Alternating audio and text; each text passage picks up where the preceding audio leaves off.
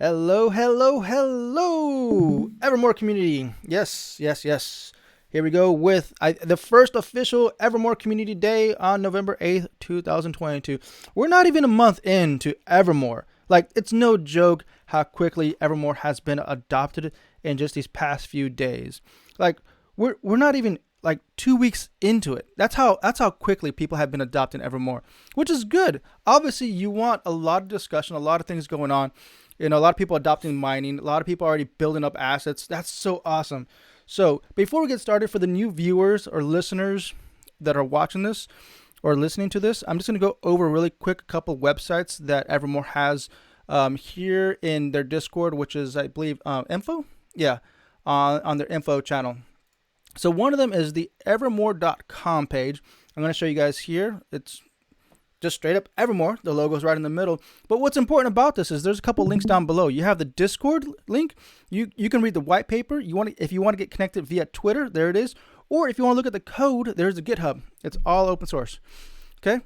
Those are good links. Check them out. Obviously, I am here with the community in Discord in the voice chat. People are joining, so that's good. All right, I'm going to continue on to the second website I'm going to recommend for anybody that's interested in Evrmore, which is going to be evrmorecoin.org.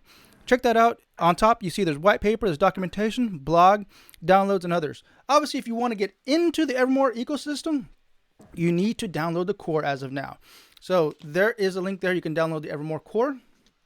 Get started. If you ever used Ravencoin or built assets, that's pretty much as of right now. This is kind of a clone of Ravencoin, but obviously Evrmore is going to be built out as a decentralized finance platform in the near future. So as of right now, if you ever used the Ravencoin core, this is very similar to it as of right now. Okay, so I'm just going to skim through this really quick. So it is DeFi focused. Okay, we'll extend the Ravencoin design with protocol level support for distributed finance application. It is more secure. It achieves DeFi functionality without the risk and complexity of Ethereum style or EUTXO style smart contracts. It is creator friendly. It does support artists, issuers, royalties on future trades of their NFTs.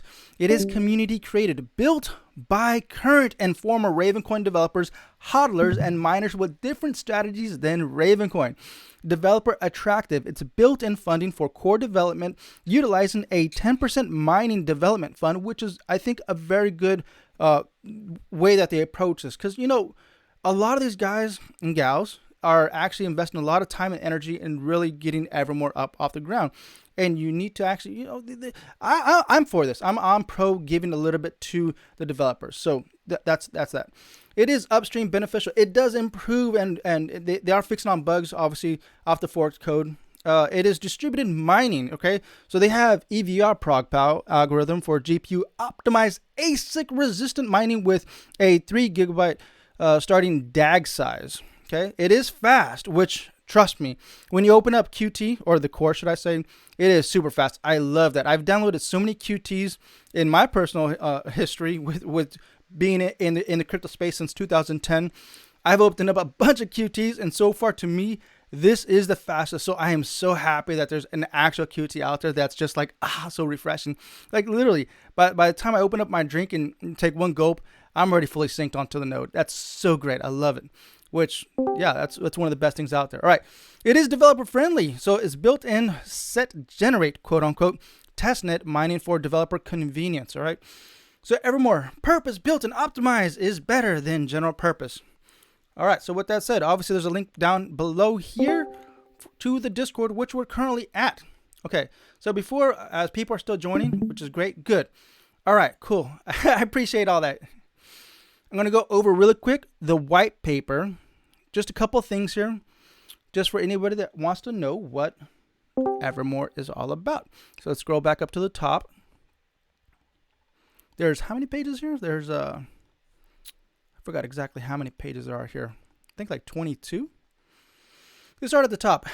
On the white paper, Evrmore, a peer-to-peer system for decentralized finance application. This is written by Hans Schmidt and Wells Street. Evrmore.foundation. By the way, Hans or Wells, you guys' Evrmore.foundation page is currently down. I was going to try to show that, but it's not working right now. Okay, so it says, thank you, Satoshi Nakamoto. and all the Bitcoin developers for Bitcoin. Thank you to Bruce Fenton, Tron Black, Blonde Frogs, and all the Ravencoin developers for Ravencoin. Here's an abstract. Evrmore, or EVR, is a blockchain built on assets and DeFi, decentralized finance primitives. Evrmore is based on the Bitcoin UTXO model, is mined publicly and transparently using proof of work, is free and open source, and is open for use and development in any jurisdiction. Evrmore is built as a fork of Ravencoin and grew out of the DeFi discussions and research within the Ravencoin community. Evrmore forks Ravencoin's coins, but not assets. It takes measures to protect Ravencoin because it seeks not to replace Ravencoin, but to coexist with a different purpose. Ravencoin extends the Bitcoin UTXO model with assets, thereby eliminating errors commonly caused by implementing assets as quote-unquote colored coins. Evrmore similarly extends the Bitcoin UTXO model with DeFi primitives, thereby eliminating errors commonly caused by implementing DeFi in general purpose smart contracts. Eliminating DeFi functionality using powerful and general purpose smart contracts is not the correct solution. In addition to DeFi primitives, Evrmore includes features that improve transaction speed, flexibility, zero confirmation, minimal transaction fees, scaling, and complex covenant financial derivatives. Evrmore also includes co-development financing and uses the EVR ProgPow mining algorithm to keep hardware requirements affordable and competitive. Woo! All right. So Bitcoin. Here we go. Quick part of the introduction here. I'm just going to read a little bit of this, and then we'll get to the community. All right, the introduction. Bitcoin has proven the value of the blockchain and the UTXO architecture as a better form of money by remaining the dominant cryptocurrency by a large margin. Extending Bitcoin to applications beyond cash replacement has been more complex, resulting in a large number of cryptocurrency projects with varying degrees of success. Support for assets as tradable tokens has taken place using three primary strategies. A few projects, including Mastercoin and Counterparty, have used the Bitcoin blockchain as a protocol layer on which to build new coins. Other projects, including the SLP project, which uses BCH, have used Bitcoin UTXO outputs directly to create new assets, often called quote-unquote colored coins. Ethereum has emerged as the second leading blockchain with support for powerful smart contract programmability. Ethereum and similar projects have been widely successful, especially as a platform for decentralized finance. But these platforms, due to the general purpose nature of their programmability, have largely failed to deliver on the important requirements of security. Now leave it right there. There's a lot more to go into this. There's different sections here. 2 is equality, valid purposes. 3, primitives. Scrolling on down. 4, Evrmore protocol extensions. Scrolling on down some more. Number 5. Where's that at? Let's see. 5, Evrmore Foundation. 6, naming convention. All right. So read all that. It's a really good white paper. I like the way you guys put this together. It does have a lot of transparency in what's going on with Evrmore. So with that said, we do have a community here. We got Aaron, Hans, Hulk, JC, Ringleader, and Silk Clever. Welcome, everybody. You guys can unmute and say hello to everybody. You guys are the community, the Evrmore community. Hello, hello, hello. Hello. JC, welcome. Thanks for doing this, John. Absolutely, man. You know, I'm excited just like you guys are since the Genesis block, man, right? That's the way to go. Absolutely. All right. So with that said, let me just get you, since you're the first one, JC, let me get your first experience with Evrmore. Since Genesis block until now, which is what, like less than 10 days. In those 10 days, what is your experience been like with Evrmore? Oh, that's a great question. Uh, I guess one of the biggest things is it's so exciting to be part of something so early. We talk about like the Bitcoin OGs, and I was a little late for Ravencoin, but ever. And I was there at the beginning. So that was real exciting. Unfortunately, I was at work the day at the time that it launched. Otherwise, I would have been claiming it immediately and creating assets immediately. One of the assets I wanted to create, John, was an asset named Art, ART. I Yes. just think that's cool, short, and has a lot of possibilities, a lot of potential. But I did create a few assets, and every once in a while I come up with, oh, I should claim this other one. And it usually is generic things like art, tokens, STO, things like that. Not like company names or anything like that. Um, and it's also great to learn a lot of the things of how things work. Like I think a lot of us learned um, importance of owning your having your own wallet and not relying on an exchange. Isn't that one of the Uh, greatest things about joining a new project like that is that you get the opportunity to learn with everybody from the beginning and build up your experience as everyone else grows in experience as well. yeah, and it's amazing because we all help each other, right? Mm-hmm. I learn one day, and the next day somebody's asking something that I already just learned, and I can help them.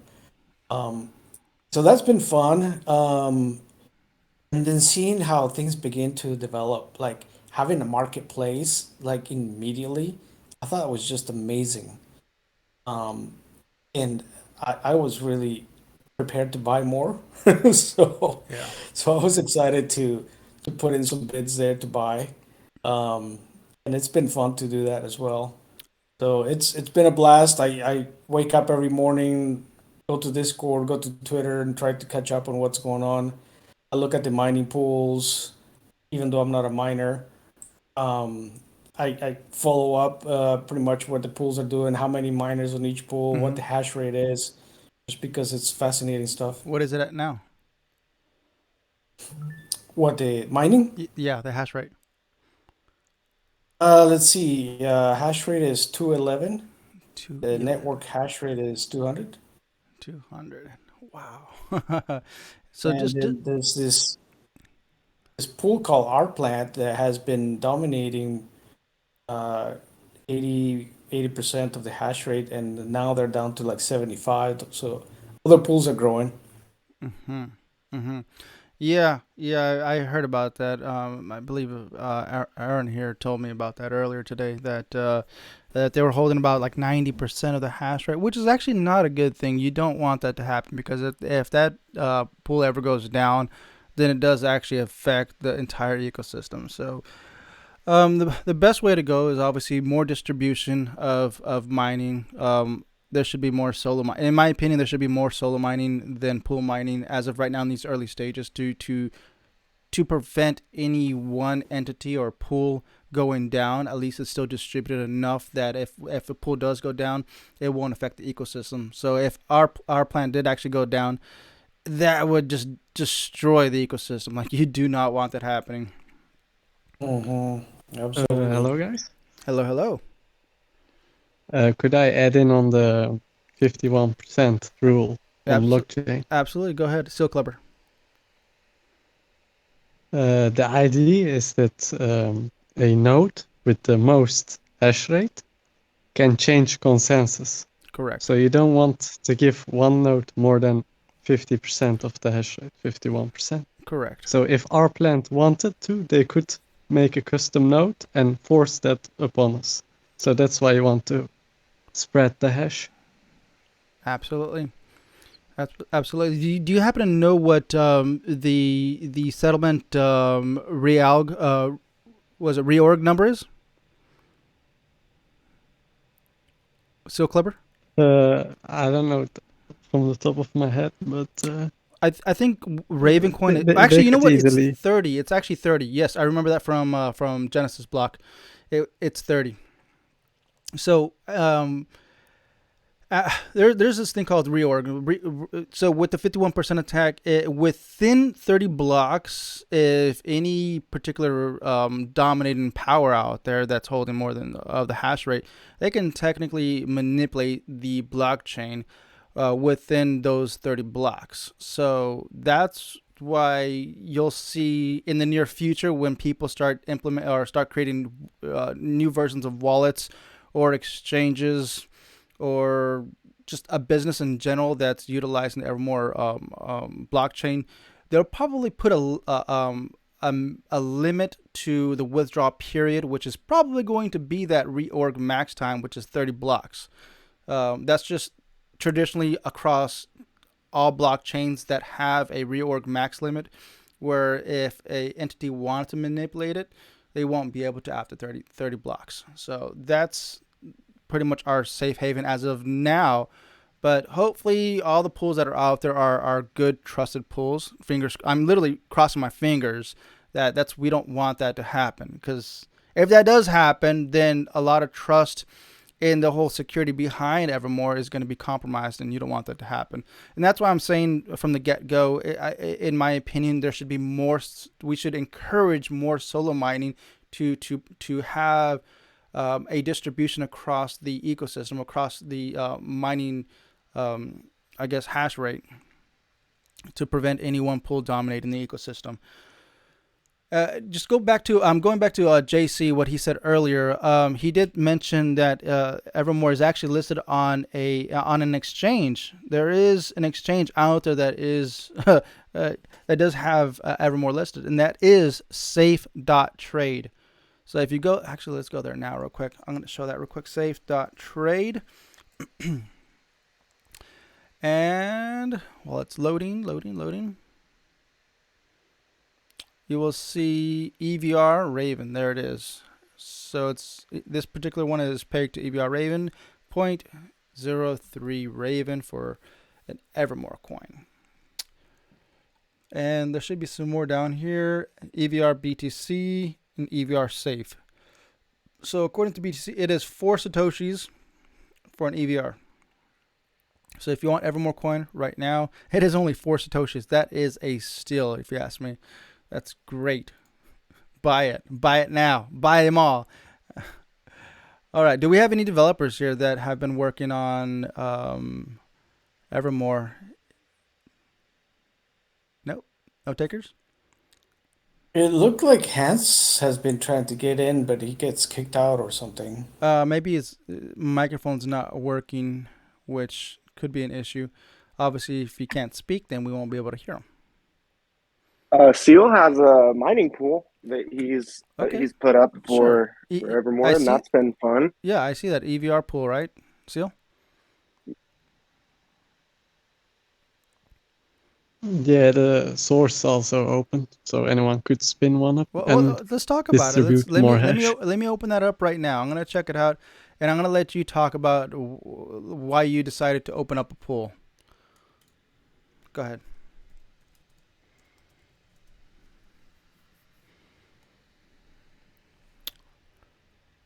All right, so I'm looking at your website right now, evrpool.com, correct? Correct, on the left side, I see EVR pool statistics. Hash rate is at 5.58 gig hashes a second, which is amazing considering that it's only been, like 10 days? Not even 10 days, 9 days. It's only been 9 days. That's crazy. Algorithm, EVR ProgPal, block time, 1 minute. Rewards, 2,500 EVR. The network hash rate, there it is. Difficulty, there it is. Connection information, there it is, 1% to the pool, which is actually really good if you ask me. That's, I think, overall the standard. Wasn't there some other pools out there that were charging more, or are they all at 1%? On average is usually 1%. Okay. There are some that go lower. Okay, but 1% is about standard, so that's good. So if you guys are interested in, for the viewers and listeners out there, oh, sorry about that. I'm reading the chat right now. Hey, y'all love paying Hans. Okay, that's okay.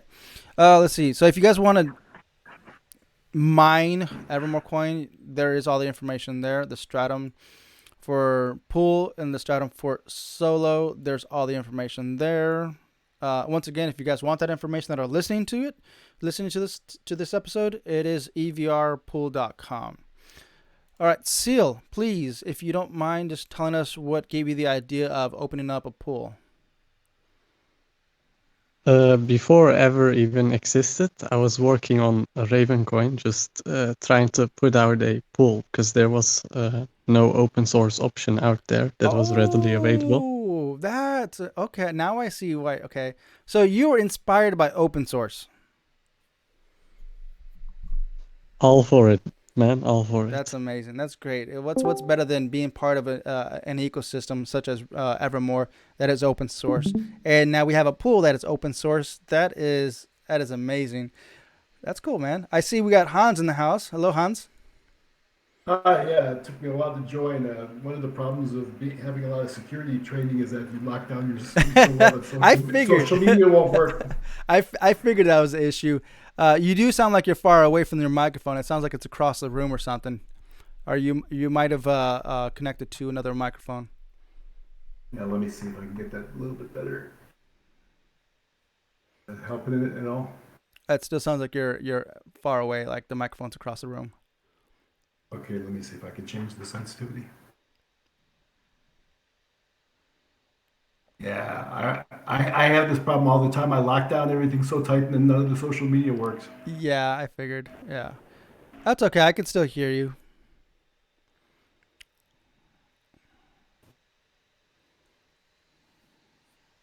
All right, so Hans, now that I have you here, just give me a little backstory of what inspired you. Obviously, I read the white paper. I looked at the websites.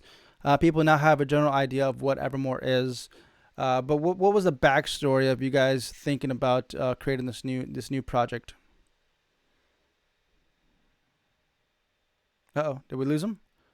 Hans? Hans! We lost him. Can you hear me? Yes, I hear you now. Oh, okay. Yeah, it really grew out of work that I did last year, um, which I published and which was discussed widely in the community, looking at ways to extend Ravencoin to do a lot of the things that I saw, you know, Ethereum and the other DeFi players doing, but I thought that they were just doing badly.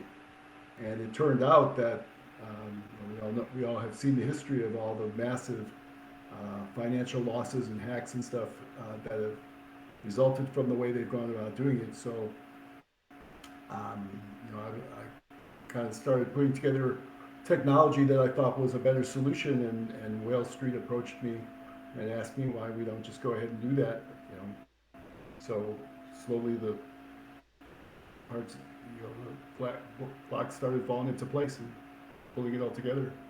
Okay. So you guys are also the developers for Ravencoin. So my question is, you guys are uh, double dipping your experience in both chains. How is that working for you guys? Are you guys able to invest equal time to Well, both chains? it hasn't been a problem at all until the last couple of weeks, during which the Evrmore workload has just been overwhelming. Yeah, of course. obviously, yeah. But you guys are still. We'll see how that goes. But for the most part, the attitude in the Ravencoin community is that their roadmap is done, and they don't really want to add a lot of features because they're afraid that it will compromise security. I think that Evermore's approach is very conservative, but at the same time, we are a small chain, and we can afford to take more risks than they can. Exactly, and I think that's the right word right there. Evermore is a new project, so the risks are very welcoming to be implemented in Evermore. Unlike Ravencoin that's been out for a few years, that has been distributed around the world with global exchanges, and there's businesses out there that are utilizing Ravencoin. So to really gamble and an upgrade or our new code, should I say, is a big risk, especially when it comes to security, which is the primary function. Because I know that there was a discussion there in development in Ravencoin that P2SH was too much of a risk for the reward payout, right? I think risk tolerance is certainly one aspect of it. Although I have every intention of being very careful with Evermore as well. But the other is just the incumbent players. not wanting to change infrastructure when you start changing things, right? Mm-hmm. And part of that, to a certain degree, Ravencoin is a victim of its own success because it's Ravencoin really isn't centralized. So there's no single list of people you can call or contact if you want to do something, or you want to change something, or you want to coordinate something. Mm-hmm. Everything is so much decentralized that you really can't coordinate a change effort. So even things like P2SH, even aside from any technical risk, the worry is how do you even notify the exchanges that things are going to be happening and that they need to switch over to a new client? Because if they don't, they're going to end up on the wrong fork. Yeah. Yeah, so actually, was it yesterday? Yesterday, you just had a successful DAG upgrade or DAG integration. What happened yesterday? Yeah, the DAG, which stands for the now I forgot it. The directed acyclical graph is what it stands for. But fundamentally, what it is it's a huge buffer that you build in the video RAM of your GPU card. That's part of the maintenance algorithm, and we are starting our DAG on Evrmore at 3 gigabytes, and then it grows periodically at time over certain intervals, what they call an epic interval. Mm-hmm. So for Evrmore, we picked the number 12,000 blocks. So every 12,000 blocks, that DAG size increases a little bit. And at some years in the future, it'll be much bigger. So you won't be able to use the small cards that only have 3 or 4 gigabytes of memory. Right now, you can do that. We basically picked our DAG growth so that it moves pretty much in lockstep with what Ethereum Classic is doing. Okay. So the same video cards that are able to mine Ethereum Classic can also mine Ever. But of course, we push the cards much harder because we use programmable proof of work with which they don't. Okay. So I just want to reiterate what you said because it's still difficult to hear you because it still sounds like you're far away. So from my understanding, what you just said was every 12,000 blocks there's an epoch, which it's spelled out EPOCH, correct? That's correct. Okay, so every 12,000 blocks, there's an epoch, which is pretty much adding more memory to what's is that you, Hans? I think that's you, right? So it well. Yeah, go ahead. Yeah. So what it means is that basically it's a buffer that you build as part of the mining algorithm, and the larger the buffer, the more difficult it is to build. And the harder the mining becomes, because basically you're building this huge buffer that. Hold on. Whatever you just did, you turned up something, and now you just sound really bassy. I just prefer you just to go back to what it was before. Okay, go ahead. Okay, yeah, that's just leave it like that. Just leave it like that. Okay, so basically what the DAG is a huge field of random numbers in which you're trying to find other numbers. So the bigger that buffer becomes, the more difficult the mining becomes. Mm-hmm, mm-hmm. Okay, so the difficulty then. So increasing the DAG size goes lockstep in terms of increasing the power, how powerful your GPU has to be able to be effective at the mining. Okay. So like on Ravencoin, for instance, you can't mine with 3 gigabyte video cards anymore, whereas on Ever you can. Mm-hmm. Okay, so let me see. There was something that came up. It's in regards to the burn Genesis coins. Now I didn't mention this, so I'm gonna have to mention it now. So there is a function that is built in since the Genesis block, correct? And that is a burn feature of any coins that have been forked from Ravencoin, which is a one-to-one peg. Anybody that has their own wallet, their own keys to access their coins from the wallet, which means not in exchange. As long as you have access to your keys, you can get a one-to-one airdrop of those coins, correct? That's correct. Okay. You had to have had your Raven on on the Ravencoin chain at the time that we did the snapshot. I mean, if that wasn't the case then, it's too late now. Okay. Yes, correct. All right. So if you had Raven on the Ravencoin chain at snapshot time, then as soon as Evrmore chain launched in the Genesis block, you were automatically granted coins, one Ever for every Raven. Mm-hmm. Correct. Can I ask a question? Go ahead. Yeah, go ahead.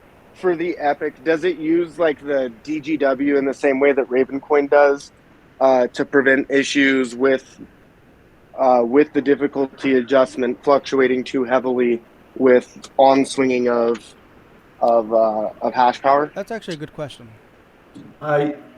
Yeah, actually, it's not related directly to the DAG, but yes, what you're asking about is part of the difficulty adjustment algorithm. In Bitcoin, the difficulty can only adjust once every 2016 blocks, and so you get locked into a difficulty for 2016 blocks, and then when it gets to the next difficulty change, it can swing by huge amounts, and then wherever it lands, it stays there for another 2016 blocks. So it can create a lot of instability, and you can end up with these oscillations. The way Ravencoin works is in the early days of Ravencoin, we had similar problems, and so we instituted an algorithm called dark gravity wave, which was originally designed by I forget which coin it was. Digicash, right? It's actually started off with Darkcoin, which eventually became Digicash. Right, that sounds right. So in any case, Evrmore has adopted the same algorithm because it proved to be very effective in Ravencoin, and what it does, and we saw how well it works because we saw how well the Evrmore launch went, where we literally went from 0 to over 200 gigahash per second in just a matter of hours, and we did so smoothly and without any problems. The way DGW works is that it basically every single block, it calculates a moving average of the past 180 blocks, and then adjusts the difficulty based on that. It puts in some limits so that it can't change by the change cannot be more than 4x or 1/4, but even that is only affecting the last data point, the last data point in the 180 that it's averaging. So it's basically just adjusting by an amount that's equal to a 180 block moving average. Well, we saw how disastrous that was for Ergo, and yeah, that's obviously was a concern, and I think and imagine if that had happened, I'm going to get hash power to make it even to their Epic so that they could adjust the difficulty. It was unbelievable if you were following that. I didn't follow all the details, but I saw people's reactions to it. Yeah, I didn't even think twice about whether I was going to include DGW. I saw on Ravencoin. I don't know if you noticed, but when we first started up Evrmore, the first 180 blocks literally flew by in seconds. That was because DGW couldn't kick in for the first 180 blocks. So I had to set a minimum mining difficulty for the first 180 blocks, which was just fixed and arbitrary that I set. And then once we got past the 180, then DGW could start computing a 180 block average. But it obviously can't do that until it already has at least 180. Damn, I wish I was solo mining for those first 180 blocks. I would have stood a good chance. All right, Hans. Yeah, they literally just flew by. Back to different things going on. DGW and the epochs, which in time, because you're going in blue, right? But in time, from what I calculated, in a half hour. So every 8.5 hours, there's a new epoch. No. It's much longer than that. It's 12,000, so it's something like 8 days. Oh, okay. Drop the 0 off of there. Yes. Okay. That makes a lot more sense. Okay, I want to actually revert back to me, if I read it somewhere, they wanted to know, how is it possible that you can burn someone's coins when they already have full custody of it? Now, I already know the answer, but I want you just to how that works via the blockchain and I guess the contract on the back end. Yeah, this was the reaction of some people kind of surprised me because I saw some of the questions and people were asking, whether we're kind of inferring that we had some nefarious intent or that we knew what Yes. their keys were or something along those lines, which isn't the case at all. We don't have any information at all about your keys. The way airdrop basically works is that we took a record of the 50,000 addresses and what their balance was, and we are able to translate a Ravencoin address into an Evrmore address, which is what we use in the Genesis block, and why you can see it right away in your wallet. But we don't know anything about the private keys behind that address, or even what the full public key is. We only know the address. But the 60 day expiration is very simple. We simply look at whether when you want to spend a coin after 60 days. Well, actually, every time, even now, when you want to spend a coin, we look at the current height, and we look at whether the original coin is that you're trying to spend is from the Genesis block. And if the current height is more than 60 times 60 times 24, which is there's 60 minutes in an hour, 24 hours a day, 60 days. If the current blockchain height is more than that high and you're trying to spend a coin that's in the Genesis block, it won't let you. That's it. We don't have to know anything about you or your coin or your keys.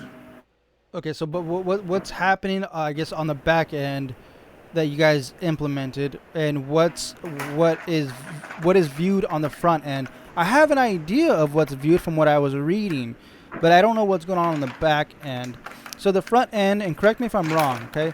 So on the front end, what I'm going to see is I'm still going to see my coins, but it will be grayed out or inaccessible, which determines that that those are technically burned or deactivated coins until there's further development, which will actually eliminate those coins pretty much off of existence. But I don't know if you guys are going to do that anytime soon, because I'm sure there's a lot of other things to work on.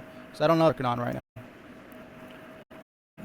I that meant confusion. Yeah. There are obviously much higher priority things and Exactly. much higher security things to do, and then on top, the only piece of people that this is even going to affect is those people who didn't bother to claim their EVR. So those people are apparently not interested. Or lost at Ravenside. So, what is that? It'll those for someone that didn't claim their coins and then fires up a wallet for the first time after 60 days, they'll see a balance and it'll look just normal, but they just won't be able to do anything. Okay. Okay. It won't even be grayed out. It'll just look like a normal balance, and they won't be able to use it. Okay. All I need to do is add some changes to the GUI, just like when you mine coins and you get the Coinbase reward. When you look at it in your wallet, those coins are shown as being immature. Mm-hmm. Correct. And I need to do the same sort of thing with the wallet to show them it to be expired. Okay. It looks like JC's had something. Go ahead. Yeah, thank you. Yeah, I have still working on it. The biggest I'm interested in is for the that one Explorer Cryptoscope showed a number, but you're still suspect of that number. Is that number within 10% of right, or is it completely wrong? Yeah, actually. Go ahead. Yeah, go ahead. Go ahead. Well, I was going to say that actually, Unclear and I made another pass at it today, and there's still a number of bugs in the website, so we're going to look at it again tomorrow. But we've got a pretty good idea of where it is. We will show the total current, the total circulating supply of Ever, and where it comes from, and we'll break it down into two sources. One being Ever that was mined after the 31st of October last month, and the rest being Ever that entered the supply from from airdrop coins that were mined. Right now, that number is roughly 300 and some million out of the 11 billion potential. Okay. Because I'm looking at Cryptoscope right now, and I see on the main dashboard on the overview where you say there's a top sent and top received. For example, in their top sent, there's an address called airdrop. It looks like that's a new label. And then there's other Yeah, we addresses. Oh, it's very cool. yeah, let me pull that. Sure. And I can probably answer better. No, I can't share. Yeah, I can share it. But I was going to check. Okay. Let's see if I know how to share it. I have my system far too locked up.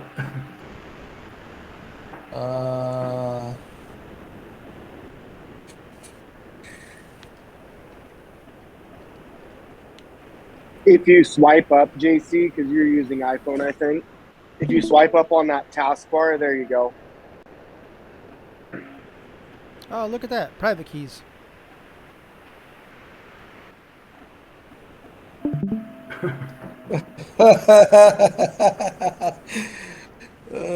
You're pulling, yeah, you're doing what I did to you.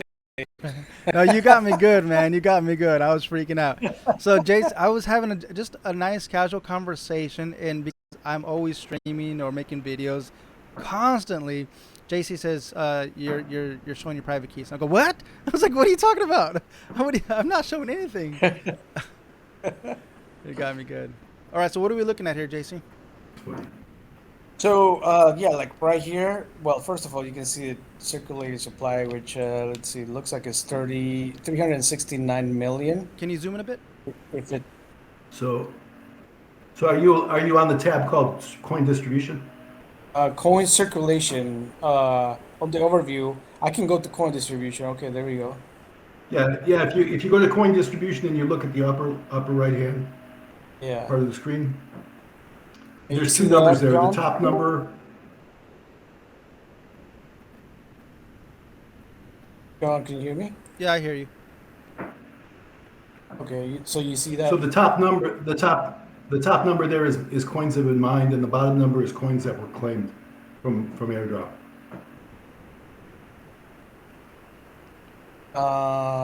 He said on the right, the top right box.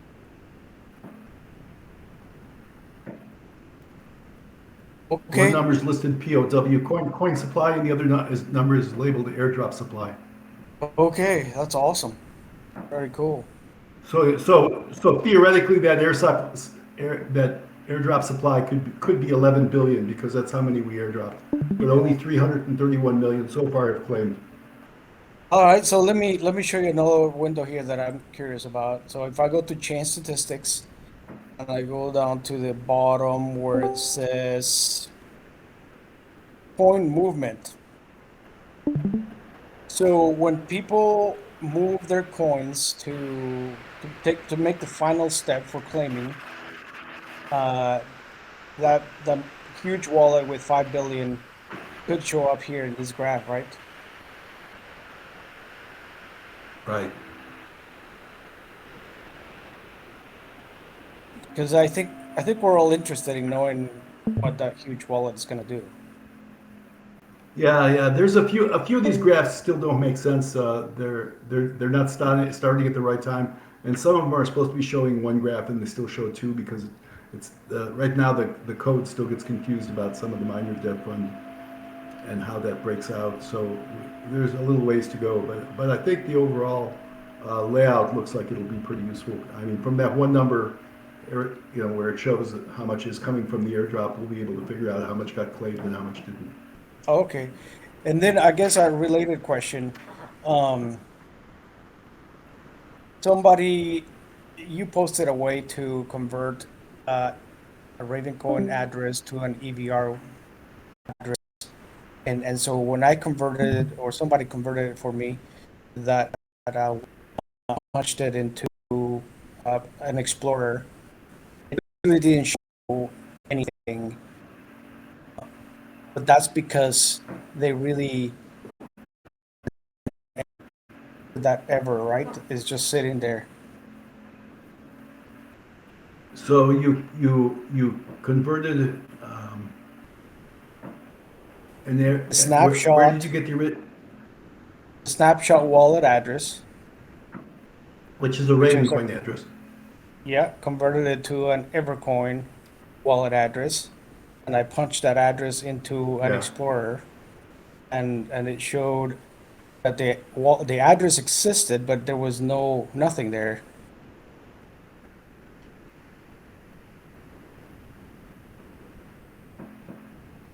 The address existed, but there was nothing there. Oh, that's because your wallet won't show it in your in. Oh, you put it in. In Explorer. The Explorer should. Was this in the early days? Should have shown the. Yeah, the Explorer should have shown the balance. Oh, okay. So maybe it's possible that I just didn't have the right address. Somebody else did I it for me. believe it's the or it's Explorers possible. didn't show balances yet that time. Right.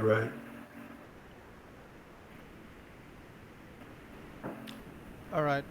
We're Like 45 minutes, it 47 was minutes still into this. under Yeah. development.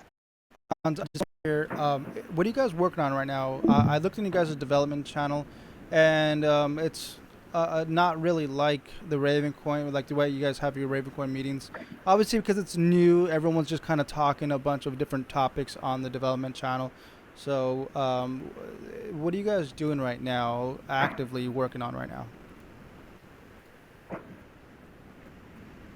Right now, actually, the last I've been trying to compile binaries for ARM32 and AR64, so that people can start building nodes using Raspberry Pis and IoT devices. Okay. Which I'm hoping to publish in the next couple days. Okay. So nothing. Because we really need to get some more nodes out there. So nothing for the core right now. There's currently no development on core right now. Which is not a bad thing. It's always good just to let things go, just to see where it's at, and then just build it out from there and patch up any security issues that you guys can work on. But that's probably the best way to do it right now. So it's not a bad thing. Well, it's been 9 days since launch, so Exactly. we've obviously had a lot of cleanup and things to track, get the Explorers working. Mm-hmm. I've been running a bunch of different checks to make moderate the tag check over the next couple. I'll start advertising. I think we all need the ability to talk about spending a little bit of time on whether we should be with the time. Okay. So to develop contact if people have issues with or have since are the top people that actually work. Okay. And that's still today. At the moment, still who else is really involved? Get a lot of community members. But the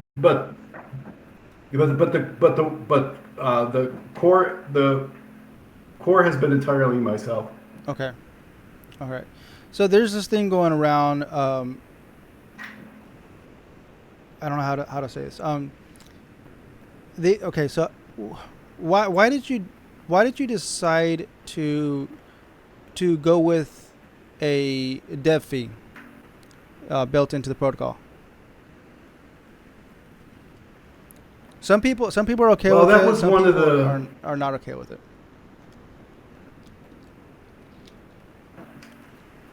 Fundamentally, I think that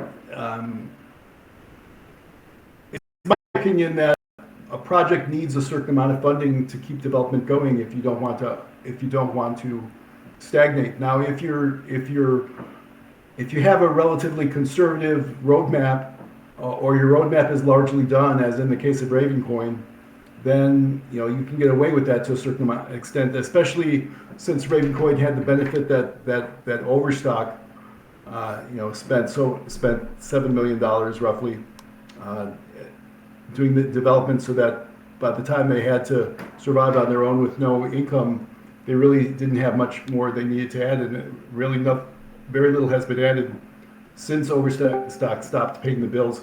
But if you want to compete in the DeFi space, things change very quickly, and there needs to be active development. There needs to be new features added on a much more regular basis, I don't think that's viable when there's literally no development budget.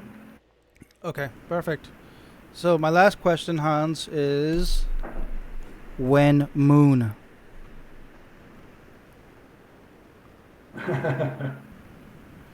You're asking the technical guys. Exactly. I know. I know. Everybody's always asking, man, what's going on? When are you guys gonna get listed on Coinbase or Binance, or maybe FTX? I, one or the other, right? Right. Right. Right. Yeah. All right. So this is pretty much a wrap. We have another 8 minutes to go, but Hans, I just wanted to open up to everyone else just to chat with you for a bit. Anyone else wants to unmute and say hello? I And would. I yeah, would like go to ahead. say hello to Hans. Hans, first off, hi. And thank you for Ever and everyone that Hello. helped with Ever. I'm new to mining and I love Ever. I think it's great. I see a lot of potential about Ever. And I think that you're 100% right with the development fund. I totally agree with you with that to the development fund creating. I wonder if they purchase it would go to the fund. Since I'm not a coder, but Ever's and forever. It's nice to meet you. Welcome to the we're thank Same thing that you're doing. So appreciate it. At the end, he's probably behind it that's driving it, adopting it, and using it. yes, and So thank you for that. I had a question. If it's okay, can I ask a question? Yes. Okay, I'm gonna ask a question. Sure. So in the white paper, when it said that Ever has assets that would end, like let's say, and this is my idea, right? If you had something in the virtual world and you bought it and it only lasted for a short amount of time and then it would be gone, is that like the use case for that with Well, I Ever? think what you're talking about is I think what you're talking about is the section where we're planning on adding expiring unique assets. So right now, unique assets are basically used primarily for NFTs. Uh, for,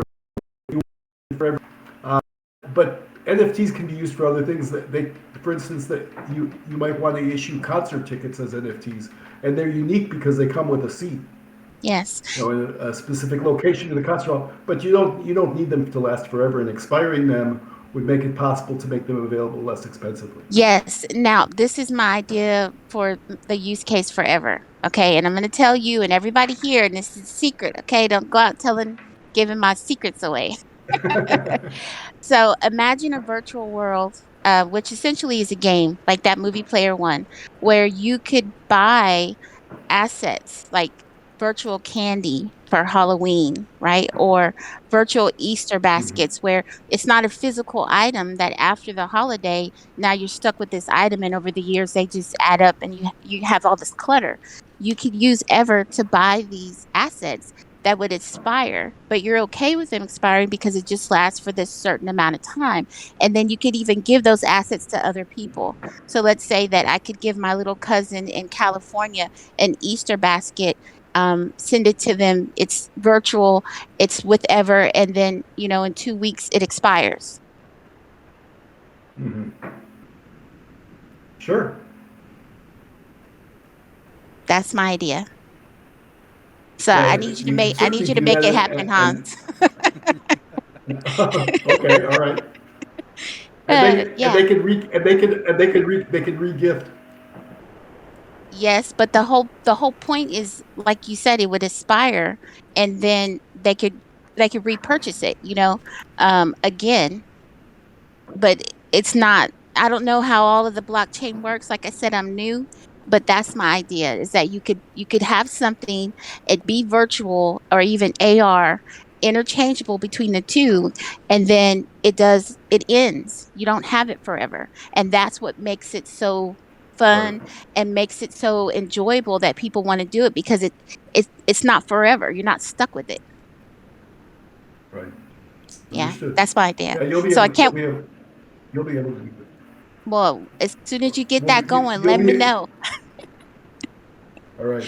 I'm and excited. we'll keep your secret. We'll keep Yeah, your secret. shh, don't tell anybody. Okay, Hans. Virtual candy. One thing, you have a dev meeting channel here in Discord. When are you going to have your official dev meetings? So anybody can come in and check those out. Yeah, I don't know. I need to coordinate that with Rail Street. We really have been so Okay. overwhelmed with things to do this past week that we haven't nailed that down. But we're definitely gonna make sure that it doesn't overlap with Yeah. Raven Coins No worries. No worries. because I need to involve in those as well. Mm-hmm. Yeah. Yeah, I understand it's new. Cause there's this thing that I'm just personally concerned about, and thanks to Ringleader, it reminded me of the white paper. There's something in the white paper that does briefly talk about it, but I want to bring up this idea about IPFS. So there, knowing that Evrmore is a fork of Ravencoin, which people are utilizing IPFS, there is an issue where people's content or data is not properly pinned and becomes degraded over time. So it actually is not properly set into the asset itself, which makes it unusable or not actual. So if it's a piece of art, film, video, music, or audio, that data becomes either corrupted or is not no longer visible because nobody's pinning that data, that IPFS data. Is Yeah. is Evrmore doing anything via the community? Do you know? Is there any talk about IPFS right now? I know it's not an issue in the early stages, but as the Evrmore community continues to grow and people start to create more and more unique assets, and if they are only the person that are pinning this data, and if if their IPFS node goes offline, that means that there's a detachment from that data, or if they're using centralized companies or websites that happens to go offline or decides to delete your guys' data or delete the user's data, which is pinning that IPFS, that's going to be a problem. So is there any other thing going on in the back end or within the community that's already talking about IPFS to keep the data constantly fresh and upfront? I haven't seen anything. I realize that's a fundamental weakness with IPFS is Yes, that and I want to somebody needs to elaborate. keep pinning it, otherwise the content. I want to elaborate on the record. It is not Evrmore, okay? It is not Ravencoin. It is not Evrmore. It is a field. If you're not utilizing of being pinned, Ravencoin does. If you involuntarily upload their two best only Ravencoin assets on data. So if you mint it, it automatically will pin it for you. So you got to thank the community out there that's doing that. So as of right now, obviously Evermore's new. It's only a couple of days, but it's something that needs to be discussed in the near future before it gets too far out of hand. Where now you had to backtrack and try to find all this lost data. You know, that's the only thing that's sad when I'm looking at old assets that have been minted years ago. When I'm going back, like, oh man, this data you can't even see this stuff. You know, it's unfortunate. There's an IPFS attached to it, but you can't see it because the original person decides to turn off their node or is no longer paying their fees to the websites that's hosting their IPFS data. So that's something that obviously needs to be talked about for the upcoming future if you want people to be satisfied with the services that Evermore's provided to the community. Yeah, I understand the problem, and I agree. That's something we need to look at. I'm a little surprised that no one has put together an archiving service because the way IPFS pinning works right now is it's either available real time live or it's not available at all. And it certainly seems like we should be able to put together a tiered system, kind of like AWS has, real time versus what they call their Arctic storage. It seems like we should be able to put together a tiered system where things are live when they're being used, and then if no one accesses them for a long time, instead of deleting that data altogether, there should be a way to archive it so that you could call it back. Yeah, yeah, but the way that the IPFS works is that, for example, my laptop here, I host my data on my IPFS node. I am the main person that has the main data on my computer. If I decide to turn off my node, that means it's no longer communicating with the entire IPFS ecosystem, which is more or less, you can call it decentralized, right?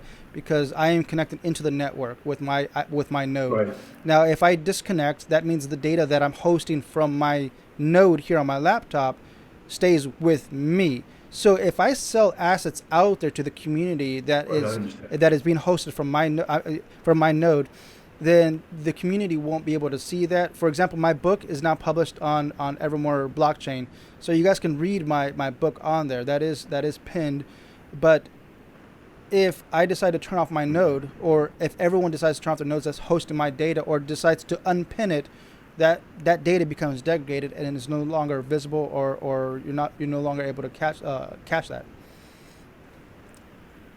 Right. Yeah, I understand the architecture. Yeah. So it's something for that the community Yeah, we'll definitely. need to, we'll need to look at solutions. Yeah, but I don't want to just put this on you. You got a lot of things. I'm just putting the words out there for the other ears and eyes and brains that are out there.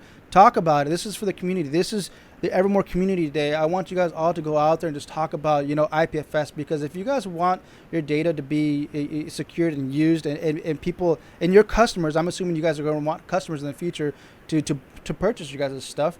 That's going to be great. But in a few days thereafter, if your data goes offline, people are going to be frustrated. Like, you know what, this person doesn't know how to properly pin their data. So you guys need to learn IPFS as well and talk about that and how to actually host a node and create an ecosystem for Evrmore. Aaron, go ahead. I was just going to say, inheriting the idea from Doug of using the Ravencoin IPFS, but switching that to Ever IPFS for profitability, like long term in the future. I think that could prove to be something, but I am afraid in the short term it's probably taking on a financial loss. But before anybody leaves, I did want to say I created an NFT of the members of the community in this voice chat. So I screenshot it, made a whole little NFT out of it. If you want one, DM me or whatever, I'll shoot it to you. Obviously on the Evrmore blockchain. So yeah, Perfect. our first meeting. Yep. The first official Evrmore Community Day meeting. All right, Hans, thank you. I appreciate that. I have one last thing for the community here. This is for everybody that is here that wants to participate in the Evrmore Scepter. Here it goes. Ready? Legend of the Evrmore Scepter. The eternal Evrmore Scepter was initially minted on the Evrmore blockchain, only to begin as a digital image, became a physical symbol of unity in the year 2222. After the eternal war on Earth, the Ever Scepter became a true symbol of power, passed by one initiated member to another. The scepter held encrypted knowledge that can only be deciphered by an elite member. The scepter has been passed by hand around the globe through many generations. Only the guardians are allowed to hold the scepter, as they only understand the true power of knowledge that is contained within it. What will your experience be with the Ever Scepter? Will you gain elite status? Will you be able to successfully instruct the next generation on how to handle and pass the scepter? Or will it be corrupted in the wrong hands? Only you have the free will to make the choice when it is in your hands. Only you can ultimately decide the fate of the scepter. And with that said, I have minted the official Evrmore Scepter, and if anybody wants to participate, what I'm going to do is the first person to post their Evrmore address in general discussion, I will pass a scepter. And the way this is played is I minted 1 million Evrmore Scepter with an amazing image, and I'm actually going to show this here on screen. Actually, I'm going to share the screen here.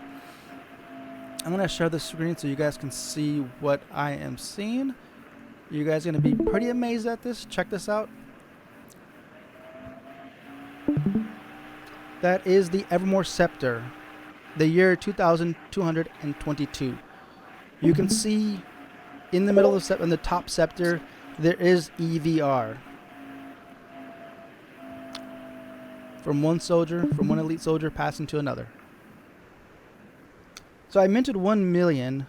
The way that the game is played is it's a game of trust among the community. I will keep one of these scepters and pass 999,999 to the next person. They in turn will only keep one and pass it to another person, and so on and so forth. Keep one, pass the rest. Keep one, pass the rest. Make sure that person that you're passing to understands how to play the game. It's a game of trust and responsibility. Don't lose it, please. I want this to be continuous thing. It is the first Evrmore scepter. With that said, That's First cool. off, that's tight. go ahead. Looks good. That's tight. The good news is it can't get lost in Trust Wallet right now. Right. So whoever's the first one, I'm going to pass to them right now. And I hope to see that being passed around everywhere. Keep one, pass the rest. Come on, man. All right. You know who's first. All right, guys. I appreciate it. I'm going to call this a wrap. This is a successful Evrmore Community Day, November 8th, 2022. I will see you guys next Tuesday. Same time, same channel. Adios. Sounds good. Hi, guys. Oh, Bye, everyone. Bye. Remember, shoot me And an address so I can Adios. get you that NFT.